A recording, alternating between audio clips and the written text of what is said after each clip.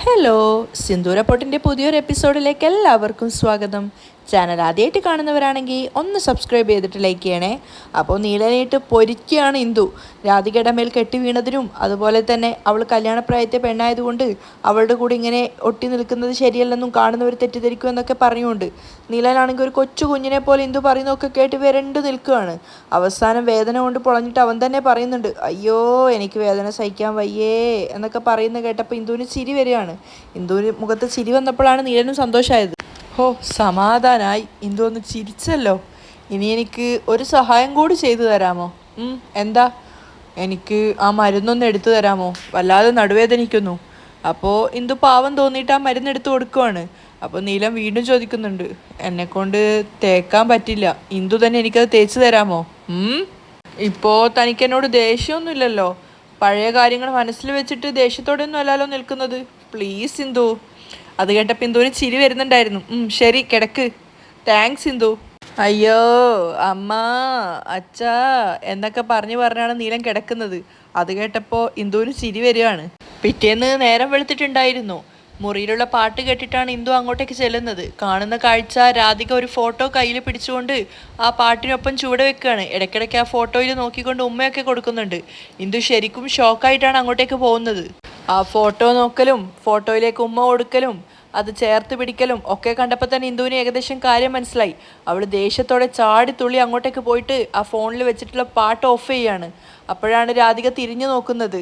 രാധിക നോക്കുന്ന സമയത്ത് കാണുന്നത് ഇന്ദുവിനെയാണ്. അതുകൊണ്ട് തന്നെ പെട്ടെന്ന് അവൾ ഫോട്ടോ ഫ്രെയിം മാറ്റി വെക്കുകയാണ്.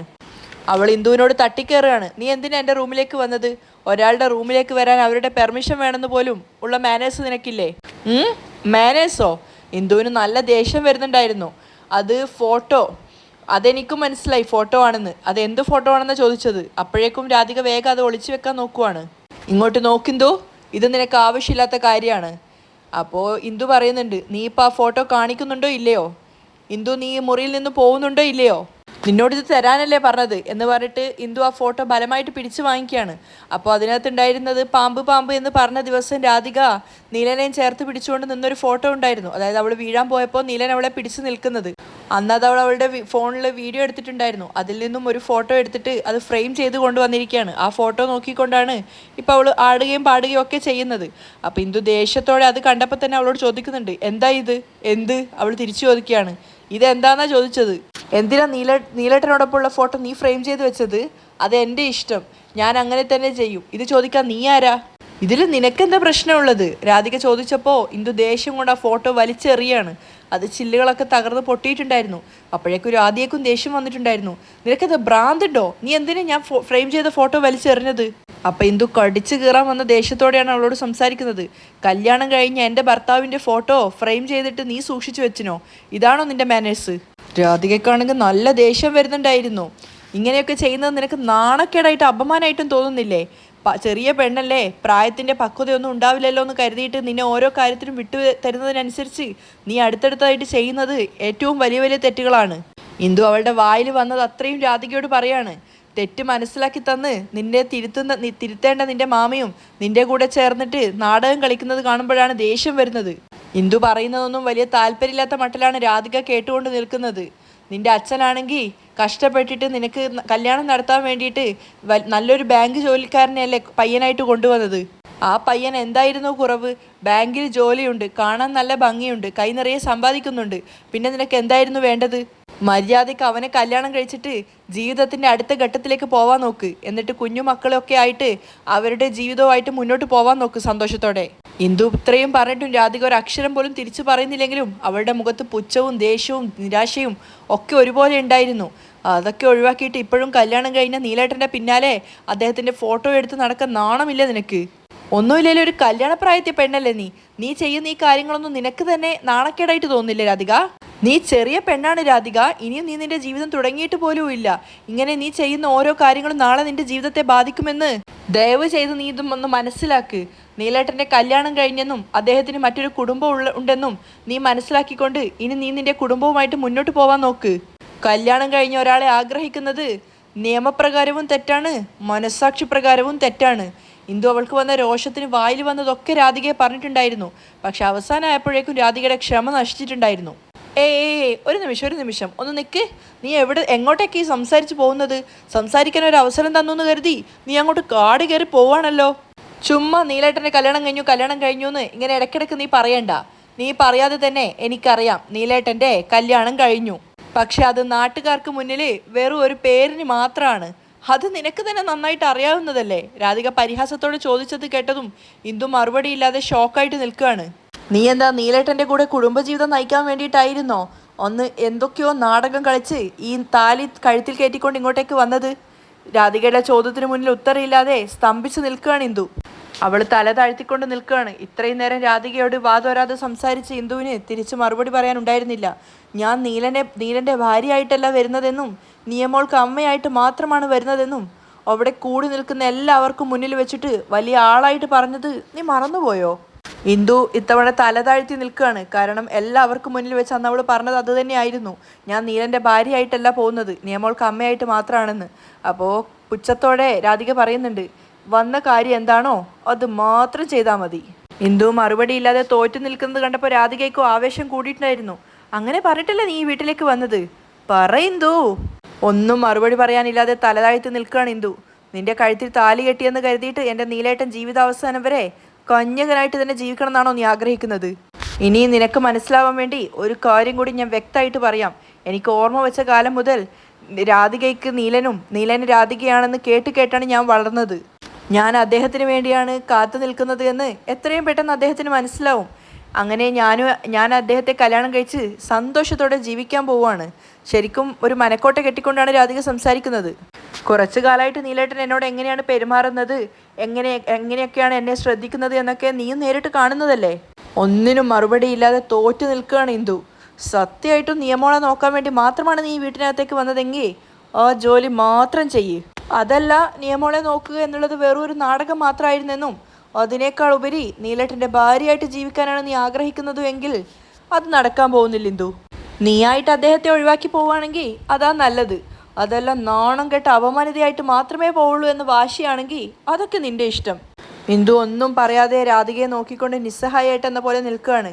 എത്രയും പെട്ടെന്ന് എൻ്റെ സ്നേഹം മനസ്സിലാക്കി നീലേട്ടൻ എൻ്റെ കഴുത്തിൽ താലി കെട്ടും. ഞങ്ങൾ രണ്ടുപേരും സന്തോഷത്തോടു കൂടി കുടുംബജീവിതം ആരംഭിക്കും. നീലേട്ടൻ എന്നോട് സ്നേഹമില്ലാതൊന്നുമില്ല. പക്ഷെ നിന്നെ സങ്കടപ്പെടുത്തരുതെന്ന് കരുതിയിട്ട് അദ്ദേഹം നടക്കുന്നുണ്ടെന്ന് കരുതിയിട്ട് അത് നിനക്ക് സാധകമാണെന്ന് കരുതരുത്. ഒരു നിമിഷം അത് ശരിയാണോ എന്ന് പോലും ഇന്ദു ചിന്തിച്ചുകൊണ്ടിരിക്കുകയാണ്. അവസാനമായിട്ട് ഞാൻ നിന്നോട് ഒരു കാര്യം കൂടെ പറയാം. അന്ന് നാട്ടുകാർക്ക് മുൻപിൽ വെച്ചിട്ട് നീ വെല്ലുവിളിച്ചിട്ടുണ്ടായിരുന്നല്ലോ നിയമോളെ നോക്കാൻ വേണ്ടി മാത്രമാണ് ഇങ്ങോട്ടേക്ക് വരുന്നത് എന്ന്. അത് ശരിയാണെങ്കിൽ നീ നിന്റെ ജോലി മാത്രം ചെയ്താൽ മതി.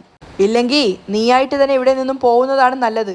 അതല്ല നിയമോളോട് പറഞ്ഞ് നീ നിന്റെ മനസ്സിലുള്ള ആഗ്രഹം സാധിക്കാമെന്നാണ് വിചാരിക്കുന്നതെങ്കിൽ ഞാൻ തീർത്ത് പറയാം, അത് നടക്കില്ല. അവൾ വെറും ഒരു ചെറിയ കുഞ്ഞാണ്. അവൾക്ക് ഇഷ്ടപ്പെട്ട ഒരു ബൊമ്മ കളഞ്ഞു പോയെന്ന് കരുതി ഒരുപാട് ദിവസങ്ങൾ കരയുമായിരിക്കും. പക്ഷെ പിന്നീട് അത് അവൾ മറന്നോളും. അവളെ എങ്ങനെ ശരിയാക്കണമെന്ന് എനിക്ക് നന്നായിട്ടറിയാം. ഇന്ദു തോറ്റെന്ന് പൂർണ്ണമായിട്ട് മനസ്സിലായപ്പോൾ രാധിക ഒന്നുകൂടെ എറിയുവാണ്. ഇപ്പോൾ ഞാൻ പറഞ്ഞത് നിനക്ക് ഏറെക്കുറെ മനസ്സിലായെന്ന് ഞാൻ കരുതുന്നു. നീ ചോദിച്ച ചോദ്യങ്ങൾക്കുള്ള ശരിയായ മറുപടി ഇതാണ്. ഒരു കാര്യം കൂടെ ഞാൻ പറയാം. ഇനി അങ്ങോട്ട് എൻ്റെ റൂമിലേക്ക് വരുമ്പോൾ എന്നോട് പെർമിഷൻ ഇല്ലാതെ അകത്തേക്ക് കയറാൻ പാടില്ല. അതല്ല എൻ്റെ കൂടെ വരണമെങ്കിൽ പോലും എന്നോട് ചോദിച്ചിട്ട് മാത്രമേ എൻ്റെ റൂമിനകത്തേക്ക് കയറാൻ പാടുള്ളൂ. എന്തുകൊണ്ടെന്നാ ഇത് എൻ്റെ റൂമാണ്. ഇന്ദു ഒന്നും പറയാനാവാതെ അപമാനിതയായിട്ട് നിൽക്കുകയാണ്. വാതിൽ അവിടെയാണുള്ളത്, പോവാൻ നോക്ക്. രാധികയെ ചോദ്യം ചെയ്യാൻ വേണ്ടി വന്നിട്ട് ഉത്തരങ്ങളില്ലാത്ത അവസ്ഥയിൽ നിൽക്കുകയാണ് ഇന്ദു. അവസാനം രാധിക ആട്ടി പുറത്താക്കുന്ന അവസ്ഥ വന്നപ്പോൾ അവളുടെ കണ്ണ് നിറഞ്ഞുകൊണ്ട് ആ മുറിയിൽ നിന്നും ഇന്ദുവായിട്ട് തന്നെ പുറത്തേക്ക് ഇറങ്ങുവാണ്. രാധികയാണെങ്കിൽ ശരിക്കും വിജയിച്ച ഭാവത്തിൽ നിൽക്കുകയാണ്. ഇന്ദു നേരെ അവളുടെ മുറിയിലേക്കാണ് പോയത്. എന്നിട്ട് നീലൻ അവൾക്ക് വേണ്ടി എഴുതിയ ആ ലെറ്റർ എടുത്തിട്ട് അവൾ വീണ്ടും വായിച്ചു നോക്കുകയാണ്. ആ വാക്കുകളിൽ കൂടിയൊക്കെ മുൻപ് നീലൻ ആദ്യമായിട്ട് അവളോട് പ്രണയം പറഞ്ഞ കാര്യങ്ങളാണ് അവൾക്ക് ഓർമ്മ വരുന്നത്. ഞാൻ മറ്റൊരാളെ പ്രണയിക്കുന്നു എന്ന് പറഞ്ഞില്ലേ, അത് വേറെ ആരുമല്ല നീയാണ് എന്ന അർത്ഥത്തിൽ തനിക്ക് നേരെ വിരൽ ചൂണ്ടിക്കൊണ്ട് അന്നവൻ നിന്നിട്ടുണ്ടായിരുന്നു. I love you Indu. ഇന്ദുവിൻ്റെ മനസ്സ് നിറയെ അന്നത്തെ വാക്കുകൾ വരികയാണ്. അതുമാത്രമല്ല, മണ്ഡപത്തിൽ വെച്ചിട്ട് അന്ന് രാധികയോട് നീലം പറഞ്ഞിട്ടുണ്ടായിരുന്നു, എത്ര ജന്മം എടുത്താലും ഞാൻ നിന്റെ കഴുത്തിൽ താലി കെട്ടില്ലടി. അതേസമയം തന്നെ അന്ന് പാമ്പിനെ കണ്ട രാത്രിയിൽ നീലൻ്റെ തോളിൽ കിടക്കുന്ന രാധികയുടെ ആ ഒരു ചിത്രവും ഇന്ദുവിൻ്റെ മനസ്സിലേക്ക് ഓർമ്മ വരികയാണ്. അതുപോലെ തന്നെ ടെറസിന് മുകളിൽ വെച്ചിട്ട് സോപ്പ് വെള്ളത്തിൽ വീണിട്ട് രാധികയും നീലനും ദേഹത്തോട് ദേഹം ചേർത്ത് വെച്ച് കിടന്നതും, അത് എല്ലാറ്റിലും ഉപരി ഇപ്പോൾ അല്പം മുമ്പായിട്ട് രാധിക പറഞ്ഞ വാക്കുകളും, കുറച്ചു നാളായിട്ട് നീലേട്ടൻ എന്നോട് എങ്ങനെയാണ് പെരുമാറുന്നത്, എന്നെ എങ്ങനെയാണ് കെയർ ചെയ്യുന്നത് എന്നൊക്കെ നീയും നേരിട്ട് കണ്ടതല്ലേ. നീയായിട്ട് തന്നെ അദ്ദേഹത്തെ വിട്ട് പോയിക്കളയാ. അതെല്ലാം നാണം കെട്ട് അപമാനതയായിട്ടേ പോവുള്ളൂ എന്നാണ് വാശിയെങ്കിൽ പിന്നീടൊക്കെ നിന്റെ ഇഷ്ടം. ആ ലെറ്റർ വീണ്ടും വീണ്ടും നോക്കും തോറും ഇന്ദുവിന് ഭ്രാന്ത് കയറുകയാണ്. അവൾ അതൊക്കെ ചുരുട്ടിക്കൂട്ടി വലിച്ചെറിഞ്ഞു. ഈ ലെറ്റർ എപ്പോൾ എഴുതിയതാണ്? 2 ആഴ്ചകൾക്ക് ശേഷം എന്നല്ലേ പറഞ്ഞത്, എന്നെ കണ്ടതിന് ശേഷം. അതിനുശേഷം എന്തൊക്കെ കാര്യങ്ങൾ ജീവിതത്തിൽ സംഭവിച്ചു, എനിക്കെന്ത് ഇത് ആദ്യമേ മനസ്സിലാവാഞ്ഞത്? എന്നിട്ട് അവൾ സ്വയം പൊട്ടി പൊട്ടി കരയുവാണ്. ഇന്ദുവിന് അവളുടെ സങ്കടം അടക്കാനാവുന്നുണ്ടായിരുന്നില്ല. അതേസമയം ഹാളിലാണെങ്കിൽ വാസന്തി രാധികയും കൂടെ സംസാരിക്കുകയാണ്. വാസന്തി ചോദിക്കുന്നുണ്ട്, എടി രാധി, ഈ മുകളിലുള്ള ചെറിയ ചെറിയ ജോലികളൊക്കെ നമുക്ക് നമ്മുടെ മേസ്ത്രിയെ കൊണ്ട് തന്നെ ചെയ്യിപ്പിച്ചാലോ? അതെ മാമി, അത് പറഞ്ഞിട്ടല്ലേ മാമി അവനെ പറഞ്ഞു വിട്ടത്. അത് കേട്ടപ്പോൾ വാസന്തി ചിരിക്കുകയാണ്. എന്നിട്ട് വാസന്തി തന്നെ പറയുന്നുണ്ട്, ഒരാളോടെങ്കിലും സത്യസന്ധയായിട്ട് നിൽക്കാം അല്ലേ? ആ, അവനെ തന്നെ വിളിക്കാം. അത് പറഞ്ഞു തീർന്നതും വാസന്തി തലവേദനിക്കുന്നത് പോലെയായിട്ട് നിൽക്കുകയാണ്. എന്നിട്ട് അകത്തേക്ക് നോക്കിയിട്ട് വിളിക്കുന്നുണ്ട്, ഇന്ദു, ഇന്ദു. അപ്പോൾ രാധികയാണെങ്കിൽ ദേഷ്യത്തോട് ചോദിക്കുകയാണ്, മാമി ഇപ്പം എന്തിനാ അവളെ വിളിക്കുന്നത്? ഏത് മേസ്ത്രിയെ കൊണ്ടാണ് ബാക്കി പണിയെടുപ്പിക്കേണ്ടതെന്ന് അവളോട് വോട്ടെണ്ണി ചോദിക്കാൻ വേണ്ടിയിട്ടായിരുന്നോ? അതെല്ലടി രാധി, എനിക്ക് നല്ല തലവേദനയുണ്ട്, ഒരു സ്ട്രോങ് കോഫി കിട്ടുമോ അറിയാൻ വേണ്ടിയിട്ടാണ്. വിളിച്ചിട്ട് എത്ര നേരമായി, അവൾ വരുന്ന ലക്ഷണം കാണുന്നില്ലല്ലോ. രാധികക്കാണെങ്കിൽ ദേഷ്യം വേദനുണ്ടായിരുന്നു. അയ്യോ മാമി, അവൾ കോഫി ഇട്ട് തന്നാൽ മാത്രമേ നിങ്ങൾ കുടിക്കുള്ളൂ. അതല്ലടി, അവൾ നല്ല സ്ട്രോങ് കോഫി ഉണ്ടാക്കും, അതുകൊണ്ടാ. രാധിക മുരണ്ടുകൊണ്ട് നിൽക്കുന്ന കണ്ടപ്പോൾ പേടിച്ച് നിൽക്കുകയാണ് വാസന്തി. മാമി ഇപ്പോൾ എന്ത് കാര്യത്തിനും അവളെയേ വിളിക്കുന്നുള്ളൂ. നാളെ എല്ലാ കാര്യങ്ങളും ഞാനല്ലേ ചെയ്തു തരേണ്ടത്. നിൽക്ക്, ഞാൻ പോയിട്ട് കോഫി എടുത്തിട്ട് വരാം. അതും പറഞ്ഞിട്ട് രാധിക അവിടുന്ന് ദേഷ്യത്തോടെ എഴുന്നേറ്റ് പോവാണ്. അപ്പോൾ വാസന്തി പറയുന്നുണ്ട്, ആ നീ പോയിട്ട് എടുത്തിട്ട് വാ. അതിനുശേഷം അവർ മനസ്സിൽ ചിന്തിക്കുകയാണ്, നന്നായിട്ട് തലവേദനിക്കുന്നുണ്ട്, സ്ട്രോങ് ആയിട്ടുള്ളൊരു കോഫി കുടിക്കാമെന്ന് വിചാരിച്ചതാ. പക്ഷെ അതിവൾ സമ്മതിക്കുന്നു തോന്നുന്നില്ല. ആ, എന്ത് ചെയ്യാനാ. അതേസമയം രുക്മിണിയാണെങ്കിൽ അടുക്കളയിൽ കോഫി ഉണ്ടാക്കിക്കൊണ്ടിരിക്കുകയായിരുന്നു. രുക്മിണി പുറത്ത് സംഭവിക്കുന്ന കാര്യങ്ങളൊന്നും അറിയാതെ കോഫി നേരെ ഒരു ഗ്ലാസ്സിലേക്ക് ഒഴിക്കുകയാണ്. രാധിക വരുമ്പോൾ കാണുന്ന കാഴ്ച തന്നെ അതായിരുന്നു. ആ, ഇവർ നന്നായിട്ട് കോഫി ഉണ്ടാക്കുമല്ലോ. ഒരു കാര്യം ചെയ്യാം, ഇവരുണ്ടാക്കുന്ന കോഫി എടുത്തുകൊണ്ട് പോയിട്ട് മാമിക്ക് കൊടുക്കാം. അതല്ലെങ്കിൽ എനിക്ക് നന്നായിട്ട് കോഫി ഉണ്ടാക്കാൻ അറിയില്ല എന്നും പറഞ്ഞിട്ട് എൻ്റെയും നീലേട്ടൻ്റെയും കല്യാണം മുടക്കാൻ മാമി തന്നെ എന്തെങ്കിലും ചെയ്തു എന്ന് വരും. രുക്മിണി കോഫി ഉണ്ടാക്കി ഗ്ലാസ്സിലേക്ക് ഒഴിച്ചതും രാധിക വന്ന് പിന്നീന്ന് ആ ഗ്ലാസ് എടുക്കുകയാണ്. രുക്മിണി ഞെട്ടിയിട്ട് തിരിഞ്ഞു നോക്കുന്നുണ്ട്. നിങ്ങൾക്ക് നന്നായിട്ട് കോഫി ഉണ്ടാക്കാൻ അറിയാലോ, അതുകൊണ്ട് വേറൊരു കോഫി ഉണ്ടാക്കി കുടിച്ചോട്ടോ. രാധിക കോഫി എടുത്തിട്ട് ഒരു മൂളിപ്പാട്ടൊക്കെ പാടിയിട്ട് പോവുകയാണ്. രുക്മിണിക്ക് നല്ല ദേഷ്യം വന്നിട്ടുണ്ടായിരുന്നെങ്കിലും അതിനൊന്നും വഴക്ക് കൂടാൻ അവർ തയ്യാറല്ലായിരുന്നു.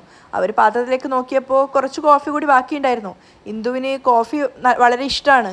അവൾക്ക് കൊണ്ടുപോയിട്ട് കൊടുക്കാമെന്നാണ് തോന്നുന്നത്. എന്നിട്ട് ബാക്കിയുണ്ടായിരുന്ന കോഫി ഒരു കപ്പിലേക്ക് ഒഴിക്കുകയാണ്. അപ്പോഴേക്കും എന്നിട്ട് അതിനുശേഷം അകത്തേക്ക് നോക്കിയിട്ട് ഇന്ദു, ഇന്ദു എന്ന് വിളിക്കുന്നുണ്ട്.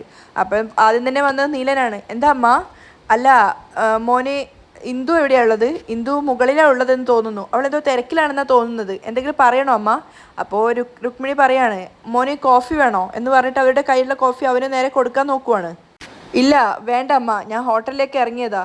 അതും പറഞ്ഞിട്ട് നീലൻ അങ്ങോട്ടേക്ക് പോകുന്നുണ്ട്. അപ്പോൾ രുക്മിണി കയ്യിലുണ്ടായിരുന്ന കോഫിയായിട്ട് ഇന്ദുവിൻ്റെ മുറിയിലേക്ക് വരികയാണ്. അതേസമയം ഇന്ദു ആണെങ്കിൽ അവിടെ നിലത്തിരുന്നു കൊണ്ട് കരഞ്ഞുകൊണ്ടിരിക്കുകയായിരുന്നു.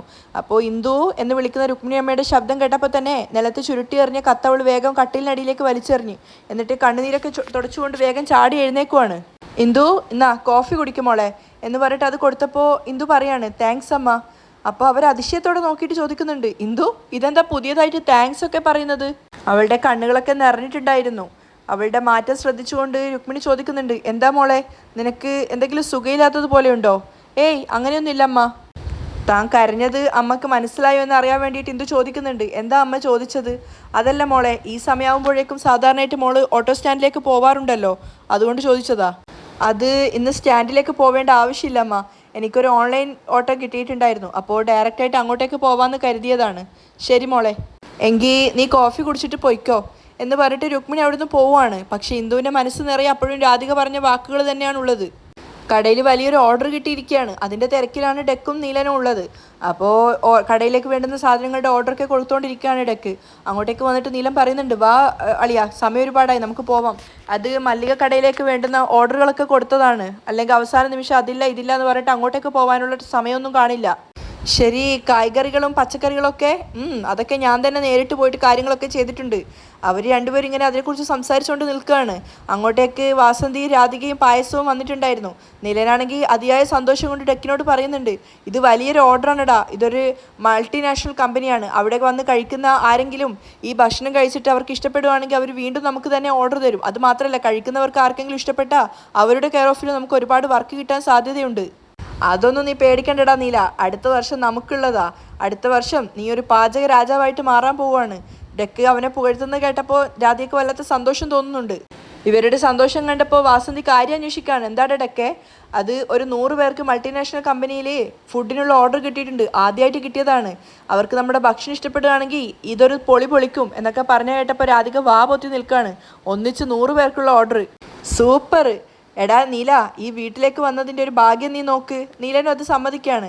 ഇങ്ങനെ ഓർഡർ കിട്ടുകയാണെങ്കിൽ നമുക്ക് ഇതുപോലുള്ള 4-5 വീട് ഒരുമിച്ചുണ്ടാക്കാം. അപ്പോൾ ഡെക്ക് തമാശയായിട്ട് ചോദിക്കുന്നുണ്ട്, അങ്ങനെയെങ്കിലും ഈ വീട് വിട്ട് ഒഴിഞ്ഞു കൊടുക്കുമോ? നീ എന്താണ് ഈ പറയുന്നത്? ഈ വീടാണ് രാശി എന്നാണ് പറഞ്ഞത്. അതാ ഞാൻ കരുതിയത്.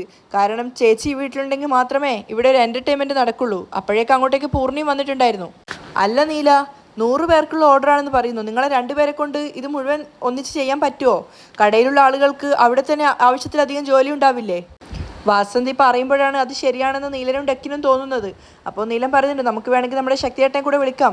അതെന്തിനാ നീ പുറത്തുള്ള ഒരാളെ വിളിച്ചിട്ട് വെറുതെ പൈസ കൊടുക്കാനാക്കുന്നത്? പായസം ഇവിടെ വെറുതെ നിൽക്കല്ലേ, പായസത്തിനെ കൂട്ടിയാൽ പോരെ? പായസം മടിയനായതുകൊണ്ട് പോവാൻ ആദ്യം മടി കാണിച്ചെങ്കിലും വാസന്തിയുടെ ചീത്ത കേട്ട് ഭയന്നിട്ട് പോവാൻ റെഡിയായിട്ട് നിൽക്കുകയാണ്. വെറുതെ ഭക്ഷണം കഴിച്ച് ഇവിടെ കിടന്ന് ഉറങ്ങുകയല്ലേ ഇവൻ്റെ പണി. അവസാനം പായസത്തിനോട് വരാൻ പറഞ്ഞിട്ട് നീലനും ഡെക്കും കൂടെ കടയിലേക്ക് പോവുകയാണ്. പൂർണ്ണിയും അവിടുന്ന് പോകുന്നുണ്ട്. അവസാനം രാധികയും വാസന്തിയും പായസവും മാത്രമാണ് അവിടെ ഹാളിലുള്ളത്. അപ്പോൾ വാസന്തിയാണെങ്കിൽ രാധികയെ തന്നെ നോക്കിക്കൊണ്ടിരിക്കുകയാണ്. അവരുടെ മനസ്സിൽ അപ്പോഴാണ് പെട്ടെന്നൊരു ഐഡിയ തോന്നുന്നത്. കൃത്യ ആ സമയത്ത് തന്നെ ഇന്ദു ആണെങ്കിൽ ഓട്ടോയിൽ പോകാൻ വേണ്ടിയിട്ട് പുറത്തേക്ക് വരുന്നുണ്ടായിരുന്നു. ഇന്ദു കേൾക്കാൻ വേണ്ടിയിട്ട് ഉറക്കെയാണ് വാസന്തി സംസാരിക്കുന്നത്. ഡാ പായസം, പെട്ടെന്ന് തന്നെ 2 പേരും പോവാൻ നോക്ക്. പാവം, അവൻ ആളൊന്നും ഇല്ലാതെ ഒറ്റയ്ക്ക് കിടന്ന് കഷ്ടപ്പെടുവാണ്. അപ്പോൾ ഇന്ദു ചോദിക്കുന്നുണ്ട്, എന്താ പറ്റിയതമ്മ? ഇന്ദു ചോദ്യം കേട്ടപ്പോൾ രാധികയ്ക്ക് ചിരി വരുന്നുണ്ടായിരുന്നു.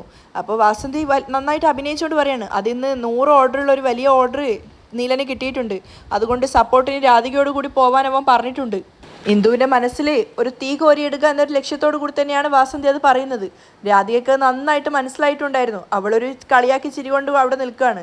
ഇന്ദുവിൻ്റെ മുഖം കണ്ടാൽ തന്നെ അറിയാം പറഞ്ഞത് അവൾക്ക് തീരെ ഉൾക്കൊള്ളാൻ പറ്റിയിട്ടില്ല എന്ന്. അപ്പോൾ പായസം മനസ്സിൽ ചിന്തിക്കുന്നുണ്ട്, പക്ഷേ നീലൻ രാധികയോട് പോകാൻ പറഞ്ഞിട്ടില്ലല്ലോ. വാസന്തിയുടെ ഐഡിയ സൂപ്പർ ആയിരുന്നെന്ന് രാധിക കണ്ണുകൾ കൊണ്ട് അംഗീകരിക്കുകയാണ്. അപ്പോൾ വാസന്തി പറയുന്നുണ്ട്, എന്താടി നോക്കിക്കൊണ്ട് നിൽക്കുന്നത്? നിന്നോട് എത്രയും പെട്ടെന്ന് പോകാൻ പറഞ്ഞിട്ടല്ലേ അവൻ പോയത്? ശരിയാ മാമി, ഞാനിതാ പോവുകയാണ്. അത് കേട്ടപ്പോൾ ഇന്ദു ആകെ ഒന്ന് സങ്കടപ്പെട്ട് നിൽക്കുകയാണ്. താനിവിടെ ഉണ്ടായിട്ടും രാധികയോടാണോ പോകാൻ പറഞ്ഞത് എന്നൊരു ഭാവത്തിൽ. അവിടെയാണ് ഇന്നത്തെ എപ്പിസോഡ് വൈൻഡപ്പ് ചെയ്യുന്നത്.